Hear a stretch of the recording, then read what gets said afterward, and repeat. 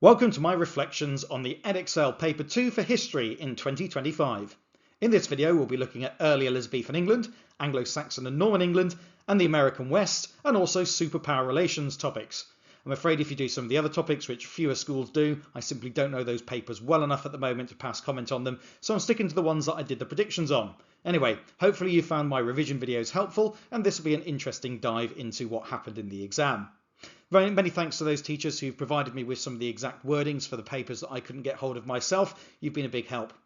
Also, full disclosure, in order to get this out in a really timely fashion, I've only just got home from work. There is a very hungry cat in the kitchen with me as I record this, so if you hear some strange squeaks in the background, it's probably Lily, who some of you might know from a previous video about revision. Anyway, enough about that, let's get into it. I'm going to start with a bit of a shameless plug though. Have I helped you? If yes, please help me to help others. As many of you know by now, I'm a full-time history teacher and a head of department. Originally, these videos were just made for my students. It was a bit of a COVID project to begin with. Now I know that they help many thousands of others too, which is brilliant. This year, I've added Crime and Punishment and Cold War Rapid Revision playlists, and the Cold War playlist has been a real runaway success. So thanks for all your support and views on that. If you do want to thank me for my work, I don't charge for it. I really believe in free education for all, so please subscribe. Like the videos, comment underneath and subscribe and help feed that YouTube algorithm and help share the channel with other people. The truth is, the moment that the exams end, I get a real drop off in subscribers and the channel kind of dies for a few months. So one way that you can thank me is just by doing that. Okay, that's the begging over. Let's get into our first paper. Let's have a look at early Elizabethan England, this year's exam. Question 1A. Describe one feature of early Elizabethan society. That's 2 marks. Loads you could write about that. Hopefully you picked them up. And then B. Describe one feature of exploration in the years 1558 to 1588. That's also worth 2 marks. Again, plenty you can write about there. Question 2 is a little bit more narrow and a little bit more challenging, but I still think it's a fair question. Explain why relations between England and Spain became worse in the years 1569 to 1588. Catholic rebels in England and English trade in the Netherlands were your stimulus points. Then you had a choice. Either Elizabeth's religious settlement was successful. How far do you agree? Explain your answer. Then you could have chosen Elizabeth's middle way and Catholic rebels in England as your stimulus points, but you'd need to include your own knowledge as well, as usual.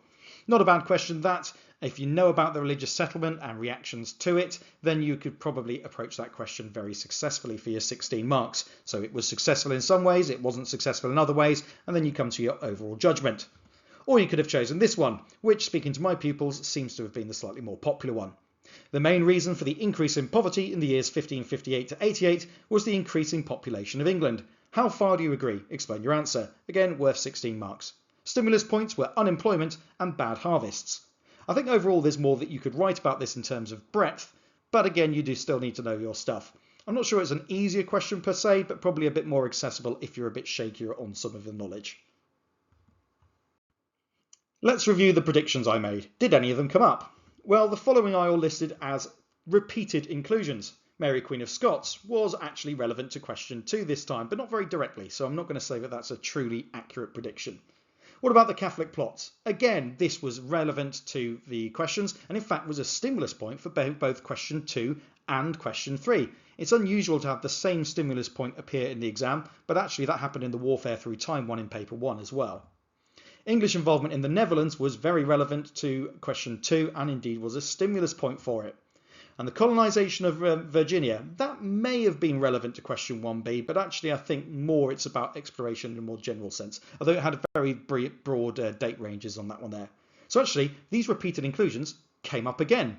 It seems to be that Edexcel really likes to include these questions. Maybe that's worth bearing in mind for the future, or maybe it's time to give these a rest. These are the things that I said had never appeared. Key ministers and the Privy Councillors, well, that still hasn't. But the rise of the gentry would have been at least relevant to question 1A, looking at the structure of society. Economy and the reasons for poverty, though, that is the first big hit, and that underlining on reasons was there in the original predictions video, and that was really the focus of question 4 very specifically. So that's a real hit. If you ended up revising it based upon the predictions, then you're probably pretty pleased with that. It's similar in terms of the things that have only rarely appeared. War with Spain was very relevant to question 2, so again if you revise that you're probably feeling quite confident about the 12 marker. Living standards hasn't so much come up, and Elizabethan theatre and music hasn't really come up either. But increases in poverty, including rural poverty, would have been incredibly relevant to question 4. So again, that's a really handy thing. Hopefully you revised that and you felt prepared. And that's another reason why I think that possibly question 4 will be more popular than question 5. There's just a bit more that you can write about it in terms of breadth, and you're more likely to know at least something about it. So here's my final summary for early Elizabethan England. I thought it was a pretty good year for predictions. Topics on the Netherlands and war with Spain were relevant, as was Elizabethan society and the Catholic rebellions again. But poverty was the big hit here. Increase and reasons for poverty particularly. That formed the focus for question 5, and it was likely to be a popular question. Not so much because of my predictions, but just because it's probably slightly more accessible than the other one, even though it's not really much harder. It's a pretty balanced paper overall in my view. People seemed pretty happy with it as well, so I think this is probably a fair paper. A good balance of difficulty, with perhaps the 12 marker being ever so slightly harder overall. It might have also been very slightly harder than last year's paper as well, because the 12 marker Armada question there was an absolute gift. So I would expect it to have fairly stable grade boundaries overall. I don't think we're going to see a big leap or fall in either direction. So that's the end of early Elizabethan England. Hopefully you feel like you've done well. But what about Anglo-Saxon and Norman England now? Well, this year's exam looked like this. Describe one feature of Norman castles for 2 marks. I mean, there's loads of things you could choose from there. I'm sure you didn't struggle. And similarly, describe one feature of the feudal system. Again, loads that you could write about there too. Then the 12-mark question. Look at this one. Explain why William of Normandy won the Battle of Hastings for 12 marks. Stimulus points you were given were Harold's march from Stamford Bridge and William's archers. Now, if there's one particular risk with this question, it's that you might spend far too long writing about it, because there's so much you could write about there. So hopefully you manage your time well and you're really pleased with your answer, but I think that's a bit of a gift. Then you had a choice. Either William's actions were the main reason for the failure of Anglo-Saxon rebellions against Norman rule. How far do you agree? Explain your answer for 16 marks. The harrying of the North and the Danes were your stimulus points there. And then question 4. The main significance of the Domesday Book was that it helped the Norman government to raise more money. How far do you agree? Explain your answer. In this case, the stimulus points were taxation and disputes over land. I think that these are pretty similar in difficulty. It depends which part of the course you know better, and so I think there'll probably be a pretty even split between which one is chosen. So let's see how good the predictions were this year. What about the repeated inclusions that have come up multiple times? The Marcher earldoms didn't come up this time, but here's castles again. Yet again, question 1A was focused on there. Only worth 2 marks, but still pretty handy if you knew about it. The Domesday Book and survey, though, was part of question 4. That was a big focus of that question, and so if you were saying, well, maybe Domesday Book will come up again and revised it, you're probably pretty happy. I'm hoping that people didn't leave it out because they thought it wouldn't come up again. It's so difficult to know, isn't it? That's why we always say that actually the only way of being sure is by revising everything. In terms of the topics that I've said never appeared, let's have a look at what came up. Well, only one thing on here was a hit, but it was a pretty good one. Maintaining Norman royal power. Although specific methods like the Domesday Book and castles have appeared, and actually they appear in this particular exam paper quite a few times as well, this was very, very relevant to question 3, so hopefully you revised it. What about the things that have probably only rarely appeared? Well, the earlier rebellions to Norman rule, 1068 to 70, and the rebellion of Hereward the Wake, that was very, very relevant to question 3, so hopefully you revised that. The feudal system, that was question 1B, so again, hopefully you knew your stuff there. It's only worth 2 marks, but they all count. The revolt of the Earls in 1075 and the Norman Church, they didn't come up. One note on the revolt of the Earls in 1075, that's not an Anglo-Saxon rebellion, so hopefully you didn't write about that in the question 3 option. Bishop Odo and the succession of William the Conqueror, I thought that these might have been seen a little bit too soon. So Bishop Odo was in 2023 and the succession of William the Conqueror was only last year. So if only they have been rare, those, but I did think that it had been too soon, and it turned out that yes, they weren't included this year. So let's consider how things went overall. This was a pretty good year for these predictions. Predictions on the Domesday Book, the feudal system, castles, Norman control through putting down rebellions, all of that came up. In fact, almost the whole paper. The only thing that didn't come up in terms of my predictions was the Battle of Hastings. It's not predicted, but let's be honest, question 2 was an absolutely lovely question, and I'm sure lots of you will have written brilliant answers to that one there. However, I do have some criticisms of this particular paper. I think it was pretty imbalanced.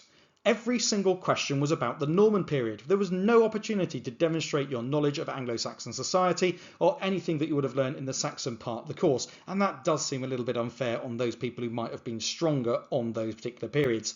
There also seemed to be a big theme in favour of Norman control here. Now, what I mean by that is there was a question on both the feudal system and castles. Both of those are essentially methods of Norman control. There was the takeover of England by the Normans in the Battle of Hastings question. And then both Domesday Book and the putting down the rebellions could also qualify as examples of Norman control.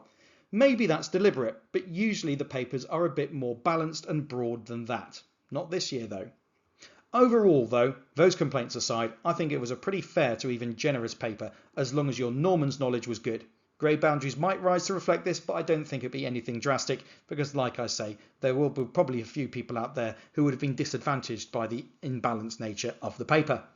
Alright, now we're going to move on to some of the period studies. We're going to start with the American West. Here's this year's exam. Question 1A. Explain one consequence of railroads for the lives of indigenous peoples on the plains. They also put in brackets there the Plains Indians. I imagine I'll stop doing that probably next year, maybe quite soon. Sorry, as I did warn you, if you can hear any squeaking in the background, that's a very hungry Lily the cat. Okay, Lily, I'm recording. All right, I think she's quieting down now. Okay, next, explain one consequence of Red Cloud's War, 1866 to 1868. Then, question 2. Write a narrative account analysing the key developments of early migration west in the years 1835 to 49. That's worth 8 marks, and your stimulus points were the Oregon Trail and the California Gold Rush. That's an unusually broad time period for one of these narrative account questions, so hopefully you'll have found plenty to write about there. Then you had a choice of 2 of these. Explain 2 of the following. The importance of the Homestead Act 1862 for settlement in the West, the importance of the end of the open range for the cattle industry, and the importance of reservations for the ways of life of the indigenous peoples of the plains. All of those were worth 8 marks. I think most of them are pretty fair there. Again, the cattle industry has come up, but we'll come back to that in a moment. I think the Homestead Act question would have been a really popular one. Lots of people I spoke to were really pleased with that one there and answered it. And the reservations on the way of life of the indigenous peoples of the plains, again, there's so much that you could write about there. Let's get into what predictions actually appeared. These were the repeated inclusions, things that have come up time and again. It's probably the hardest paper to predict, this particular one, the period studies, because they're often very narrow in their focus, so you would hope that there weren't too many repeated inclusions. So what about the development of the cattle industry? That's been in the sample paper 2019, 2022, and this year, 2025. Question 3, in terms of the end of the open range question, that was something that came up. What about the railroads? That's appeared in 2021, 2023, 2024, and now it formed part of question 1A, but particularly in relation to indigenous peoples here. And then the Homestead Act, that's appeared 3 times so far, and it's appeared again. This was one of the options in question 3. So every single one of the things that I had said was a repeated inclusion has come up again. Maybe they need to get a bit more imagination, but hopefully you revised them and you knew them. What about the things that I'd said had never appeared? There were quite a few of these. The first one that seems to have come up was the Fort Laramie Treaty, but I'd said the 1868 treaty has appeared, and it has appeared again. So the poor old Fort Laramie Treaty of 1851 still hasn't. Hopefully you knew them both. That formed the part of question 1B. As for the rest of them, only one of these things came up again. Life on reservations for indigenous people did come up, and that was one of the options in question 3. But look at all those things that still haven't appeared. It does appear that Edexcel like having the same things coming up time and time again in these exams, and that leaves a load of these things as never having appeared. Well, having learnt it, I hope that you feel like it's useful for your life. Onwards. What about the predictions of things that have only rarely appeared? Well, the Oregon Trail and wagon trains was very relevant to the question 2 narrative account question. The other things hadn't come up until we get to the changing role of cowboys. Now this was incredibly relevant to question 3 and the cattle industry. As the open range ended, the changing role of cowboys would have been relevant to that in terms of the sorts of jobs that they did. Early conflicts with indigenous peoples didn't come up apart from Red Cloud's War, which formed the basis of question 1B. And then the Dawes Act and later government policy and assimilation of indigenous peoples, that was very relevant to one of the question 3 options on reservations. So what about my overall reflections on this paper? As ever, the narrow question range of these papers, on the period study at least, are very difficult to predict. but some predictions were at least relevant or actually mentioned this year, particularly on the Homestead Act, railroads, the cattle industry yet again, and reservations. Many repeated inclusions are still appearing though, again. The period study remains quite narrow in its focus, but still better than some years. Still, similar topics appear to be coming up time and again, and maybe Edexcel need to get a little bit more imagination. Overall, a reasonable paper. Question 1A and B had some obvious consequences to draw upon. Question 2 was very broad for a narrative account, so there's lots that you could write about it, and a reasonable breadth for question 3, if quite repetitive from previous years. Overall, I think its difficulty was similar to 2024, and hopefully grade boundaries will therefore be fairly stable. Time will tell. So the final paper we're going to have a look at is superpower relations. This year's exam for 2025 looked like this. Question 1A. Explain one consequence of the Bay of Pigs incident. B. Explain one consequence of the Olympic boycotts in the early 1980s for superpower relations. Question 2. Write a narrative account analysing the key developments in US-Soviet relations in the years 1941 to 1945. The stimulus points given were the Grand Alliance and the Potsdam Conference, July to August 1945. I think that's quite a nice question, that one there. You can talk about the Grand Alliance, then you can go on to one of the middle conferences, maybe Tehran or Yalta, and then finish up with the Potsdam Conference as your outcome, or something similar. Yep, that seems to structure itself, really. And then we've got the question 3 options. Explain 2 of the following. The first option was the importance of Comecon 1949 for the development of the Cold War. The next was the importance of attempts at nuclear arms control in the years 1963 to 1968 for superpower relations. And thirdly, the importance of the fall of the Berlin Wall 1989 for the end of the Cold War. It's possibly with these questions that we have the most sticking points because some of the wording is just a little bit vague. Also, some of the options here are quite narrow. How are you going to write 2 paragraphs about them would be pretty challenging, but it is possible. So probably the most difficult one, in my view, is the Comecon one. I mean, what are you going to write about there? It has an impact on the economy in the satellite states. Well, you might draw upon a couple of specific inclusions there. But anyone who's done that one, remember that anyone who's answered that question will be marked fairly as well. It's all marked very positively. In terms of nuclear arms control, probably many of you are thinking about the SALT I and II treaties, but I'm afraid they come too late. It's really important to have picked up upon the date range here, 1963 to 1968. So what this really is about the limitation of arms after the Cuban Missile Crisis and during the 1960s, before the period of détente, which comes in the 1970s.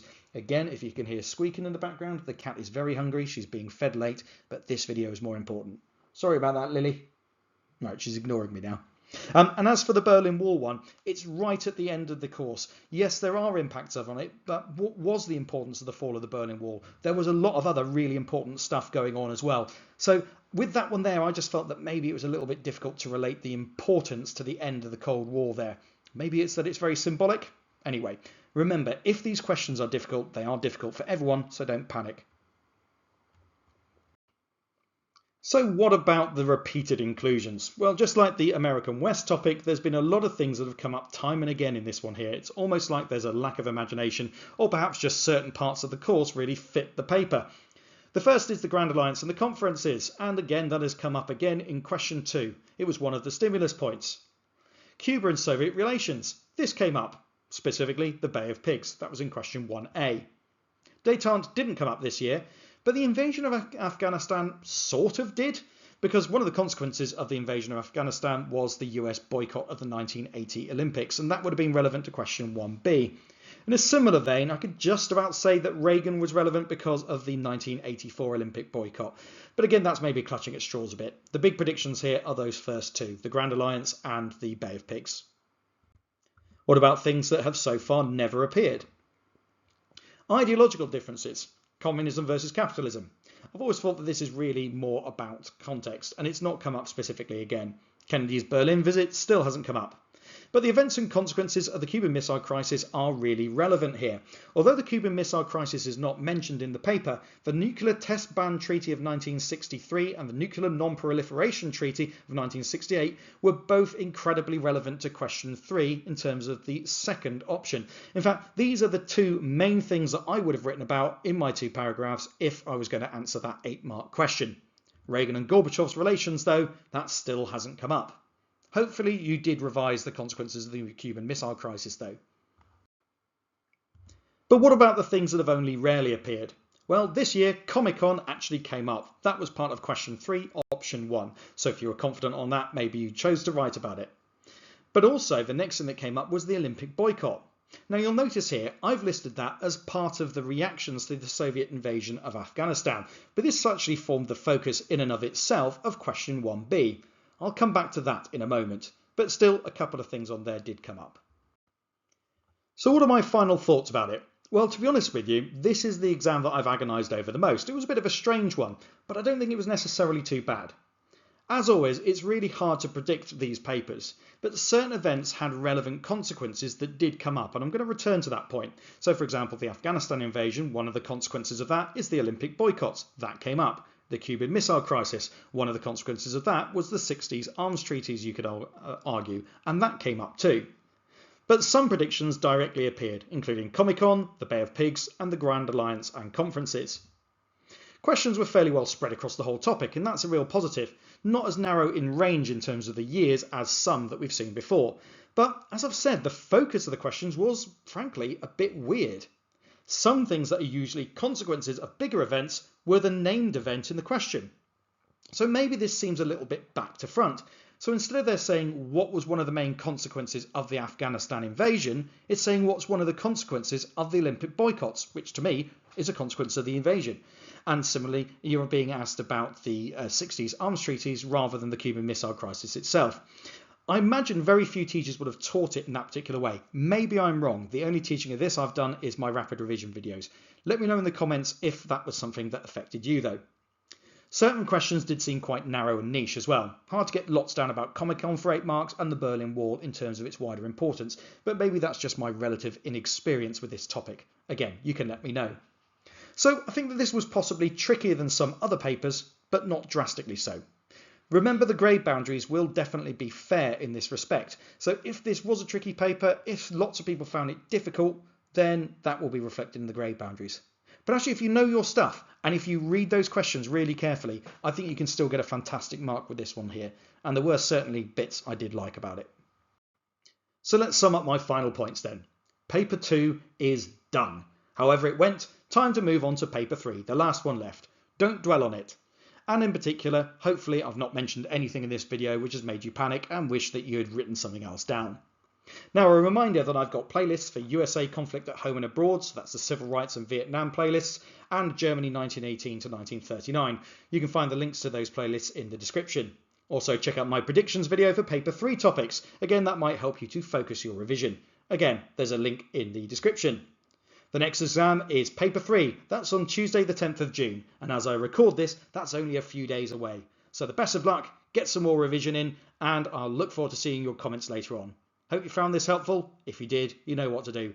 Like the video, subscribe to the channel, and comment below with your own thoughts. I'd love to hear them. Thanks for watching, and goodbye.